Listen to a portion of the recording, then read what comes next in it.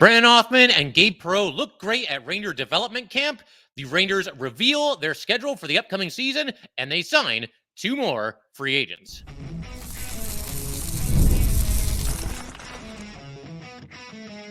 You're Locked on the New York Rangers, your daily podcast on the New York Rangers. Part of the Locked On Podcast Network, your team every day.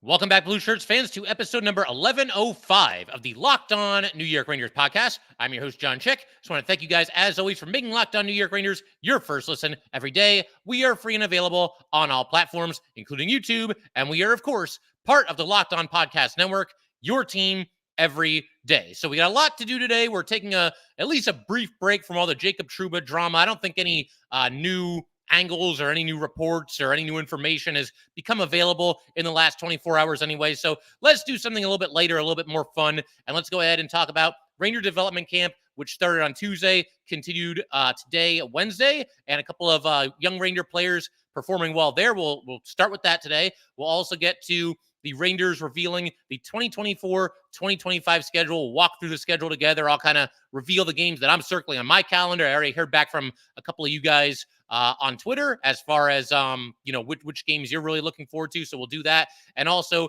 going to talk about a couple of free agent signings, small free agent signings by the New York Rangers. But let's go ahead and start with development camp. So it's everybody you would expect to be there. All the players that the Rangers drafted this year, all the players that they've drafted in recent years, and even going as far back as guys like Brennan Othmann, Adam Sakura, Gabe Perreault's a recent draft pick, but he's there as well. And of course, Emery, who they drafted in the first round this year. Pretty much, like I said, everybody you would expect.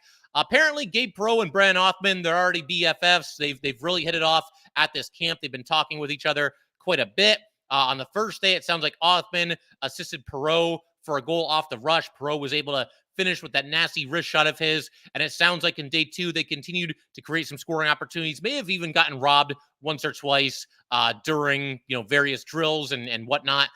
There was an article from Vince Mercogliano. He's obviously covering all of the development camp. And I want to start by talking a little bit about Brennan Othmann. And this is Othmann talking about Perreault. He's a special talent. Him and I are good buddies, and hopefully we'll be good buddies in the future. Hopefully we can play together. He's a good player, and you can just see when you skate with him. He tries to find me all the time. I think with his playmaking ability and with my shot and kind of finding open space, I think that'd be a pretty good duo. And I did see a funny Ranger tweet the other day. I forget who sent it, but somebody said, I don't want to get ahead of myself here, but Othmann and Perreault together on the first line next season, that's not going to be happening. We already know that Gabe Perreault is going to be going back to college to BC for his sophomore season. More on that in a little bit. But Brennan Othmann, I think he can, will, and should be given every opportunity to make this Ranger team out of training camp, much in the same way that Will Cooley pulled it off last season. So there was also another interesting quote from Brennan Othmann. I don't have the exact quote in front of me, but basically he was talking, about his situation and everything, and mentioned that he's been doubted by a lot of people. And I tweeted this out earlier today. My question is, who is doubting Brennan Othmann? I think all of us Ranger fans are pretty excited about him. Now, you dig a little bit deeper. I mean, I know that there's always some doubters for every pro athlete, and there are people that have pointed out the fact that he had kind of an ugly plus minus with Hartford last season, and maybe isn't all the way there in terms of the defensive aspects of his game, and maybe that's why he never, got an extended look with the Rangers last year. He was up for 3 games, and I think that was a great idea to do that, get him some NHL experience under his belt. But people are saying, there's hypothetical trade scenarios where Othmann could be involved, but I don't think the Rangers would do that in reality. There's also people, pointing out that, maybe, his defensive game isn't there all the bit. And I feel like any player, even if it's just fan created, if they're mentioned in a trade hypothetical, that's going to bother them and maybe light a fire under them. And look, if he thinks people are doubting him, that's fine, because that can light a fire under him. And it sounds like he's going to use that as motivation. But I, for one, am still very high on Brennan Othmann, and I'm pulling for him, especially after the lack of activity at the start of free agency by the Rangers. I'm pulling for him to make the team out of training camp. It's got to make sense, and he's got to show well for himself in the training camp and in preseason. But I hope that's exactly what happens, and I hope he's out there on opening night. Apparently, Chris Drury asked guys like Brennan Othmann and Brett Berard and a couple of the older guys at camp to go there and basically be leaders for the younger players. And Othmann mentioned that as well. Othmann also talked about his defense and more specifically how, it's an improved part of his game. That's what he had to say about that. My most important thing was my details in the D zone. I thought that I really took it to another level. I think that if you talk to anyone down there from game 1 to the last game of the season, they kept telling me that they saw big strides from my development. Every time you hear that, it's always a compliment and it's always confidence building too. You're not able to score and put up you're able to score and put up points, but if you can't do the other stuff, then you may not cut it. And he's absolutely right. It sounds like he's got the right mindset, and he was a, good offensive player for the Wolfpack. He was kind of streaky for the Pack last season. He'd get hot for a few games and kind of go quiet for a little while. But overall, I think a very encouraging season for Brennan Othmann with the Wolfpack. And he also mentioned that he's starting to get more used to playing right wing. His natural position is left wing, but obviously when you look at the Ranger depth chart, they need a little bit more help on right wing than they do left wing. And that's especially true if they end up trading Capo Caco, which we don't know if that's going to happen or not. But if it does, obviously that opens up another spot there on the depth chart. I mentioned Perreault a second ago. He mentioned that he will be back for his sophomore season at Boston College and said that everything is on the table after that. So the way I read that, the earliest possible time that we'll see Gabe Perreault is not this upcoming season, but maybe the one after that. And I think there's a good chance that that could happen at that point. Perreault's just a tremendously talented player. As a freshman last year for BC, he was third in all of college hockey as a freshman in points per game. Only his teammate Will Smith and also number 1 overall pick Macklin Celebrini had more points per game than Perreault did last season. In 36 games at BC, Perreault had 19 goals, 41 assists. That was the second most in all of college hockey, only to Smith. Also 60 points, and like I said, 1.67 points per game. And Perreault, not the biggest guy. That might be part of the reason why he fell all the way to the Rangers in last year's draft. 5'11", 165 pounds, but size be damned, they had to pick him. He fell way too far, and the talent is just off the charts. He's only 19. You got to figure he'll continue to fill out as he goes forward. He said that his goal is to get bigger, keep gaining weight, and also work on my skating. Gabe Perreault and Brennan Othmann, like I said, kind of hitting it off at practice, and we're not there yet, but at one point in the future, that could be the top line for the Rangers, the second line for the Rangers, whatever it might be. But both players have top 6 written all over them at some point down the road here.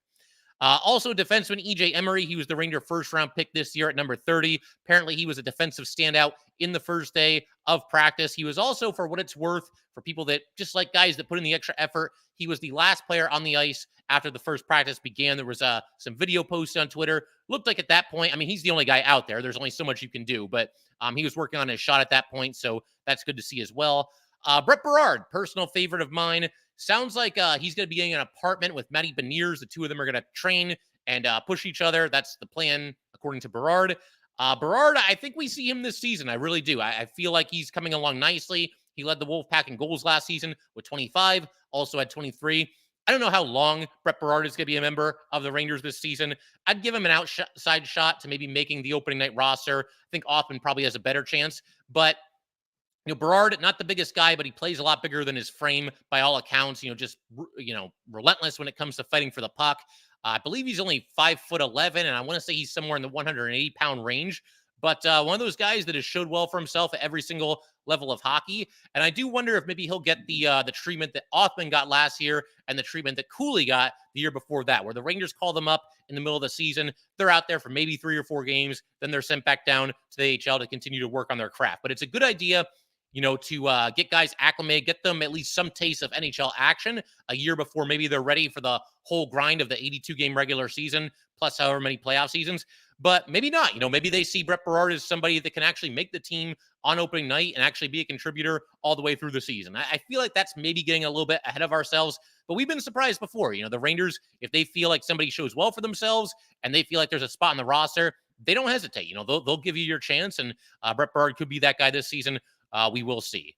One of the lighter moments from the development camp is that apparently Adam Sikora, former second-round pick by the Rangers, said his luggage got lost, so he had to borrow Capo Caco's skates, at least for the first day. I don't know what happened in the second day, but yeah, a lot going on at development camp. We'll continue to check in on this, and I'll have some final thoughts when it concludes.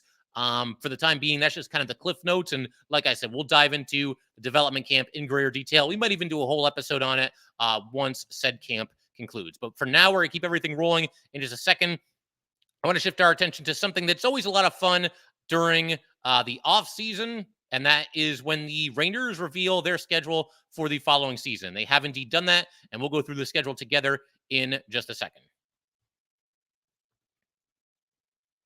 All right, we just want to take a minute to let everybody know that today's episode of Locked On New York Rangers is brought to you by eBay Motors. Passion, drive, and patience, the formula for winning championships, is also what keeps your ride or die alive. eBay Motors has everything you need to maintain your vehicle and level it up to peak performance. Superchargers, roof racks, exhaust kits, LED headlights, and more. Whether you're into speed, power, or style, eBay Motors has you covered. With over 122 million parts for your number one ride or die, you will always find exactly what you're looking for. And with eBay Guaranteed Fit, your part is guaranteed to fit your ride every time or your money back. Because with eBay Motors, you are burning rubber and not cash. With all the parts you need at all the prices you want, it's easy to make your car the MVP and bring home those huge wins. Keep your ride or die alive at ebaymotors.com. Eligible items only. Exclusions apply. eBay Guaranteed Fit. Only available to U.S. customers.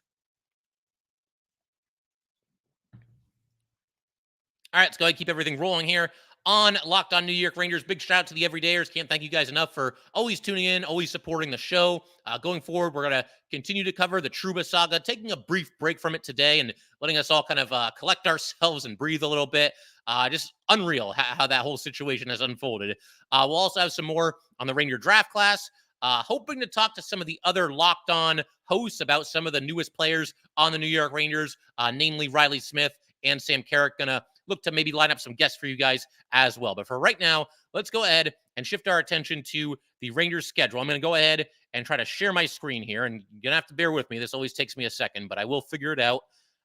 Let's see. And anybody who's listening on audio, don't worry, I've got you covered. I'll talk you through the schedule. But there we go. There is the Rangers schedule for this upcoming season, or that's going to be October at least. But anybody watching on YouTube, and again, audio, I'll talk you through it. You can see that something that really stands out here, at least for me, is that the Rangers at the start of the season here, they have a fairly easy schedule. I mean, no disrespect to any of the teams on the screen there, but when you look at it, there's nothing that really jumps off the page. The Rangers play 9 games in October. There are no back-to-backs. There are often 2 days between games, 2 off days between games. And, you know, the whole thing here, I might as well just go through the whole month. At Penguins, home Utah, home Wings, at Leafs, at Canadians, home Panthers, home Ducks, and at Caps. And something that stands out to me there is that of those 9 games, only 7 of them, or rather only 2 of them, are against teams that made the playoffs this past season. And one of them is the Caps, and the Caps had more losses than they did wins, 40 wins and 42 losses. So that's a great opportunity for the Rangers to stack some points. That's exactly what they did last year, basically hit the ground running in October. They had that awesome road trip. I think the whole road trip was actually in Canada, or the vast majority of it was. But the bottom line, they went 5-0 on that road trip, scored a couple of overtime winners as well, and banged some points early in the season. And it obviously, led to the Rangers ultimately winning the President's Trophy. So there's a good chance to do that again this season. You never know. I mean, some of these teams might be improved. I think the Red Wings are certainly a team that's moving in the right direction. The Canadians ever so slightly maybe moving in the right direction. Yeah, and obviously you've got a rematch against the Panthers, and that's going to be one of the games that I circle on the calendar, but we'll get to that in a second. To continue kind of walking through the schedule here, you've got November. I'll just kind of show it on screen for everybody. A couple of division matchups toward the end of the month here. There's also the first road trip, the first late-night road trip between, this would be November, Sunday 17th, and November, Saturday 23rd. The Rangers will play 4 road games at Seattle, at Vancouver, at Calgary, and at Edmonton. 2 of those games start at 9 o'clock. 2 of them start at 10 o'clock. And those are always a grind, those road trips where they're out on the West Coast. I mean, I've said this before. Some people might like the late starts. Some people might have work schedules that work better with the late starts, or maybe you live in a different part of the world and, that tends to work better for you. But I think for most of us, we do prefer those 7 p.m. start times. But we'll deal with it. We'll grind through it, and hopefully the Rangers grind through it as well and get themselves some wins during that road trip. We go to December. Month kicks off with a couple of division matchups, home against the Devils, home against the Penguins. A little bit denser this month, although there is the holiday break here from December 24th through December 27th. But Rangers play some quality teams here and some rival teams as well. The last 4 games of this month are home Canes, at Devils, at Lightning, and at Panthers. We move to January here. You start off with, matchups against the Bruins and the Capitals. And, the Devils are in there. A couple of good Western Conference teams. They're going to be playing on the road against the Knights and the Avalanche. They'll also have a home game against the Avalanche a little bit later that month. So a lot going on in January. We'll go ahead and move to February. Now, anybody watching on YouTube, you're going to see a massive, gap in the schedule here for the Rangers, and that's because this is when the Four Nations Classic is going to be happening. The Rangers will not play a game from Sunday, February 9th through Friday, February 21st. So that's 13 straight days off for the Rangers. That's when the Four Nations Classic is going to be happening. We already know that Mika Zibanejad will be playing for Team Sweden. Adam Fox will be playing for Team USA. And I'm definitely looking forward to seeing that. I know it disrupts the flow of the NHL schedule and everything, but I think it could be a lot of fun. Sweden, Finland, the United States, and Canada battling in a round robin. The best two teams then play each other in a one-game championship.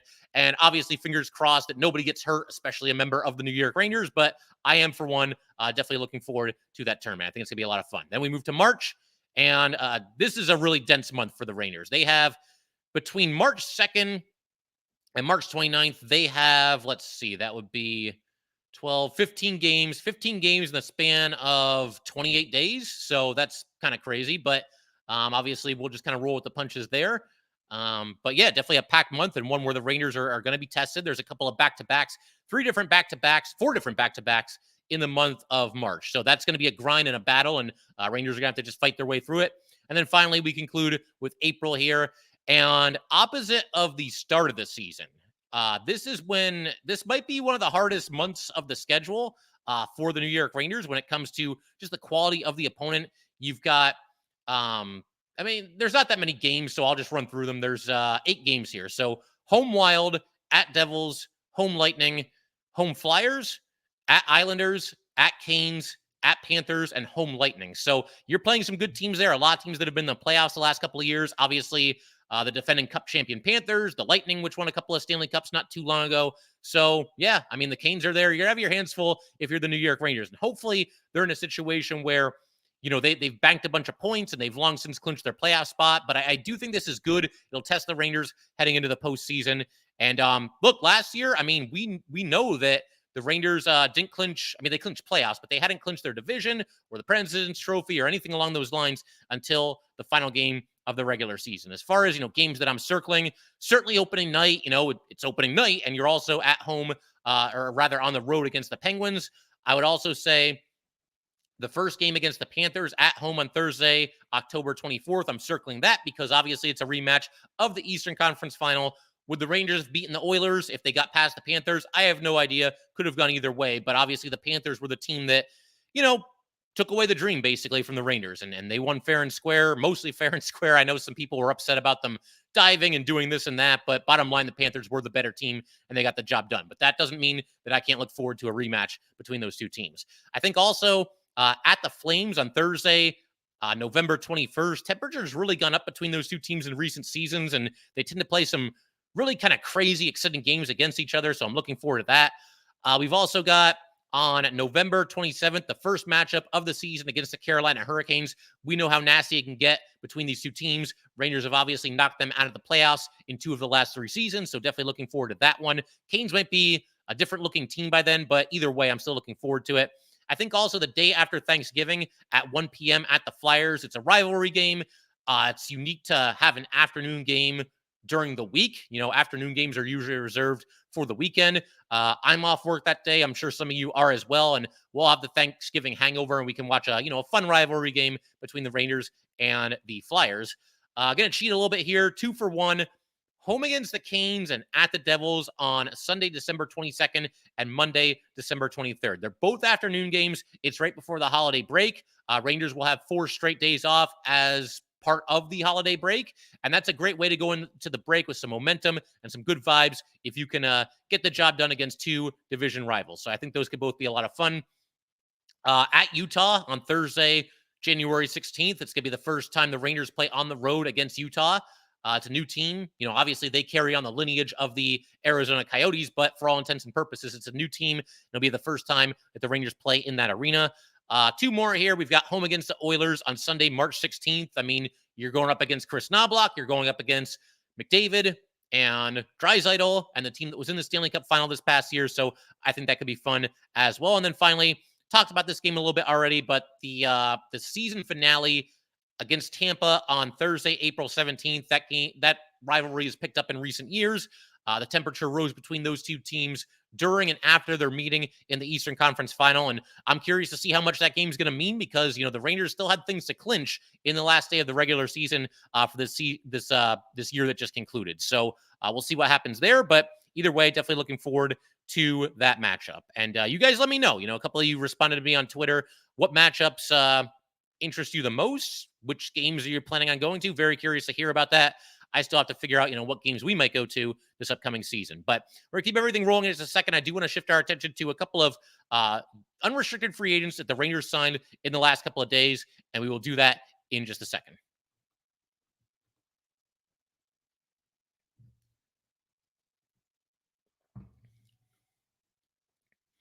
All right, a couple of UFA signings for the New York Rangers, and I want to preface this whole thing by saying that these are not the splashiest moves, that the Rangers have ever made. They sign defenseman Casey Fitzgerald to a 2-year deal. They also sign Bo Groulx, a forward center, to a 1-year deal. Now, keep in mind, there's nothing wrong with signing players like this. Every team does it. You need guys to kind of essentially just be warm bodies for your AHL team, and I think Fitzgerald may have a chance of cracking the opening night roster. I'd probably bet against it. I don't think Groulx has any chance.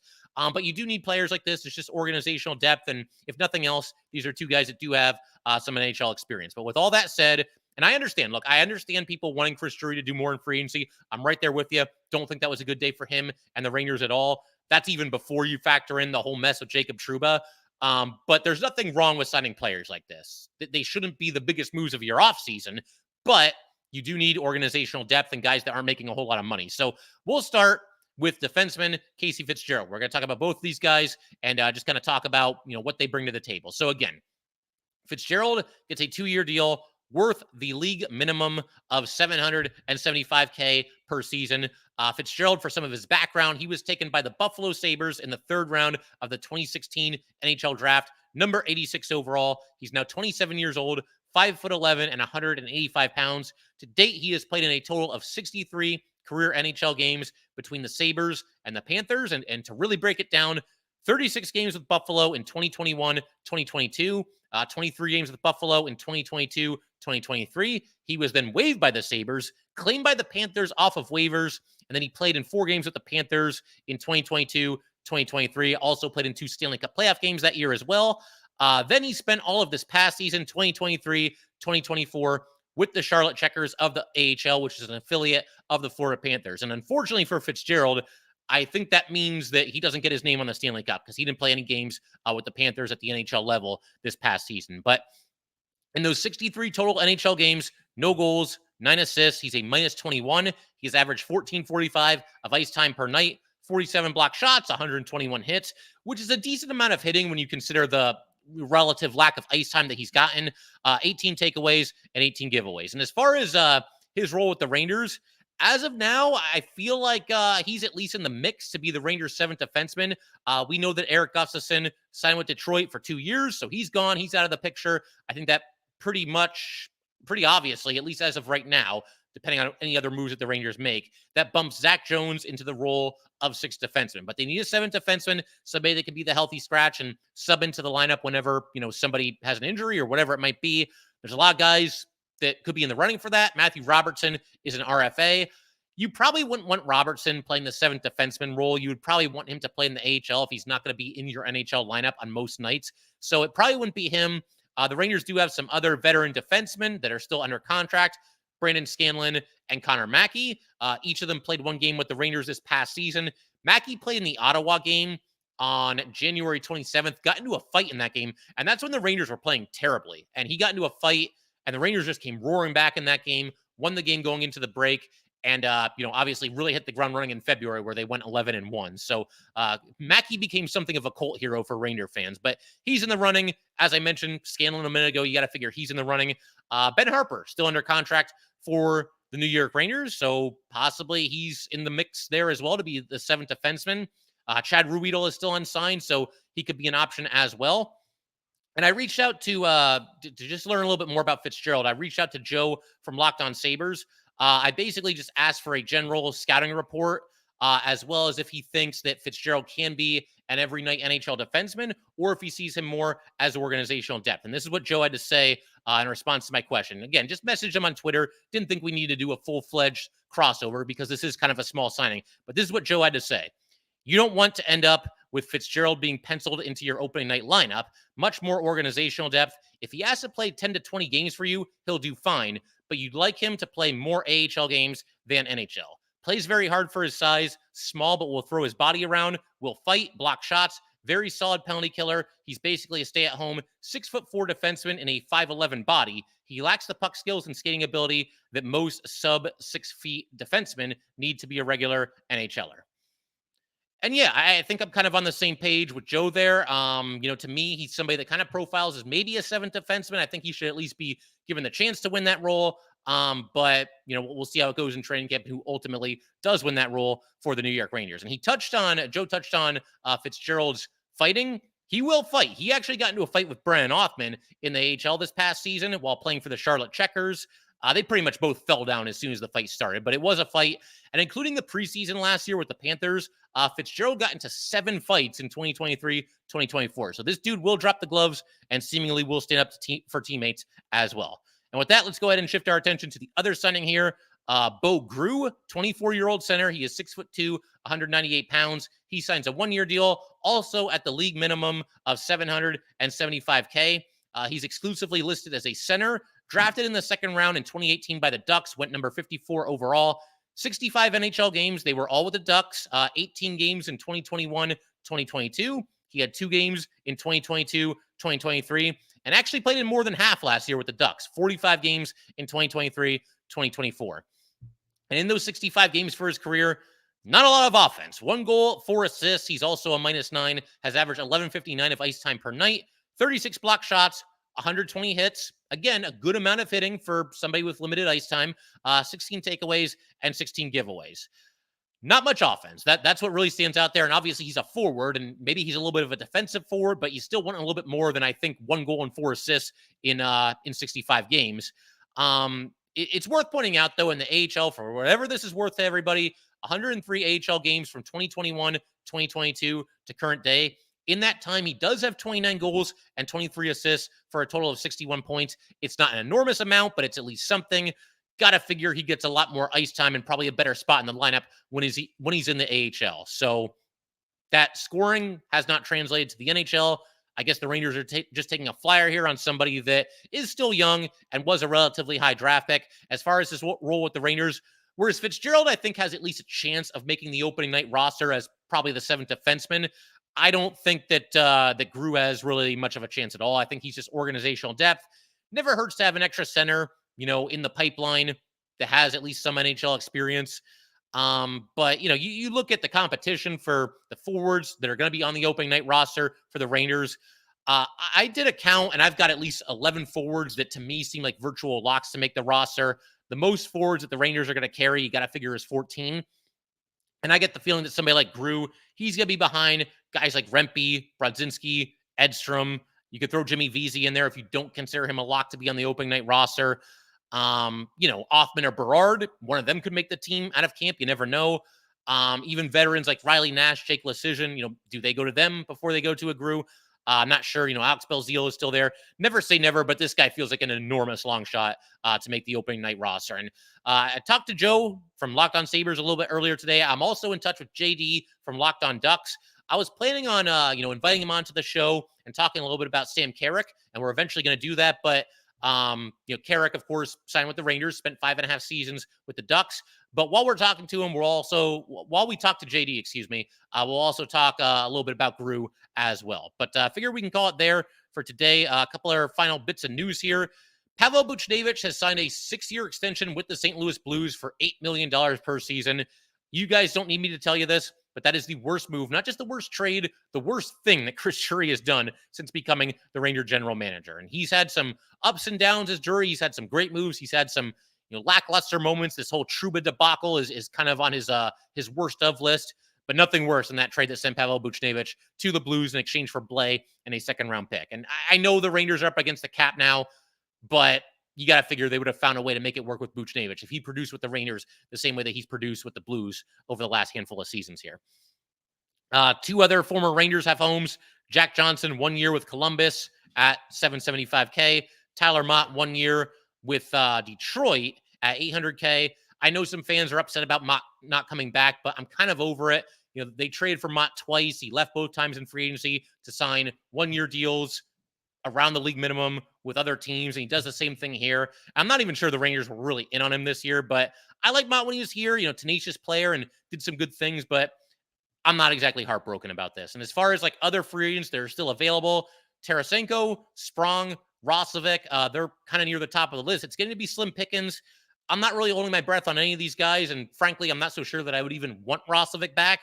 Tarasenko and Sprong, you know, I'd be open to it if they have the cap space, if they can make it work. Preferably if either of those guys would take a 1 year deal. Not sure that either one would. Never say never, but I'm not really expecting the Rangers to sign either of those guys either. But that will do it for today, guys. Once again, if you'd like to get in touch with this podcast, please send an email to lockedonnyrangers@gmail.com. Once again, that is lockedonnyrangers@gmail.com. Definitely give us a follow on Twitter as well, @LO_NY_Rangers. Once again, that's @LO_NY_Rangers. And definitely subscribe to Locked On New York Rangers YouTube channel. Thanks again, guys. I will see you next time.